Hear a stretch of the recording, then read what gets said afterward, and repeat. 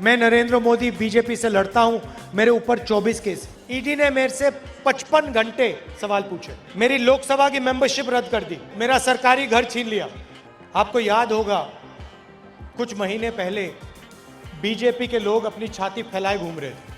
नरेंद्र मोदी जी, अमित शाह जी आते थे, बड़े बड़े भाषण करते थे, बीजेपी के लोग छाती फुलाए घूमते रहते थे। हमारा सबसे पहला काम, हमने उनकी सारी की सारी गैस निकाल दी, उनके सारे के सारे चारों टायर पंचर कर दिए उनकी गाड़ी के, खत्म कर दिया बीजेपी।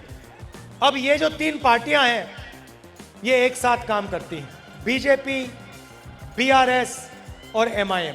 दिल्ली में नरेंद्र मोदी की बीआरएस मदद करती है, तेलंगाना में बीआरएस की नरेंद्र मोदी मदद करता है। आप देखिए, मैं नरेंद्र मोदी बीजेपी से लड़ता हूं, मेरे ऊपर 24 केस। ईडी ने मेरे से 55 घंटे सवाल पूछे, हर रोज 12 घंटे 5 दिन के लिए। मेरी लोकसभा की मेंबरशिप रद्द कर दी, मेरा सरकारी घर छीन लिया। जब इन्होंने मेरा सरकारी घर छीना, मैंने कहा ले लो घर, मुझे नहीं चाहिए तुम्हारा घर। मेरे पास हिंदुस्तान में करोड़ों घर हैं, हर गरीब व्यक्ति के दिल में मेरा घर है। भाइयों और बहनों, केसीआर पर नरेंद्र मोदी ने एक केस नहीं डाला, एमएलए-शिप रद्द नहीं की, घर नहीं छीना, क्योंकि ये दोनों एक साथ काम करते हैं। लोकसभा में 24 घंटा बीआरएस उनकी मदद करती है और यहां पे इन दोनों का लक्ष्य कांग्रेस पार्टी को हराने का है।